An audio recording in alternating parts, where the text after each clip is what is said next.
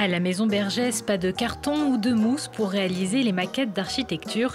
Ici, tout est fait en papier. Qu'il soit plié, collé ou découpé, le papier révèle avec cette exposition tout son potentiel architectural via les œuvres de 4 artistes aux doigts de fée. Parmi elles, Mathilde Nivet, qui pour l'exposition a imaginé une œuvre après avoir visité la maison Bergès, demeure de l'ingénieur papetier Aristide Bergès. Ce qui l'a vraiment marqué, Mathilde Nivet, c'est cette espèce de décalage entre l'aspect un peu austère, vous voyez, cette architecture de papier très régulière, cette maquette très sobre, et puis à l'intérieur de la maison, tout au contraire, eh bien, elle a découvert un décor assez foisonnant, un peu exubérant, en tout cas un décor étonnant, et c'est ce qu'elle a voulu transcrire avec ces petites fleurs de papier dessinées, découpées et formées. Architecture de papier, une exposition proposée en partenariat avec la Cité de l'Architecture et du Patrimoine.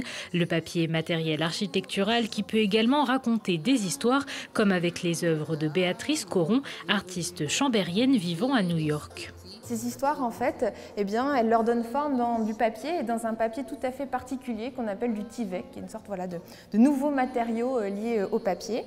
Et donc, ce Tyvek, en fait, ce sont de grands rouleaux qu'elle déroule et elle compose des histoires dans un format carré, mais quelquefois aussi des histoires qui peuvent se dérouler sur plus d'une dizaine de mètres. Architecture de papier, c'est aussi un atelier au cœur de l'exposition où les visiteurs pourront à leur tour utiliser ciseaux et papier pour s'initier aux différentes techniques de découpe et de pliage.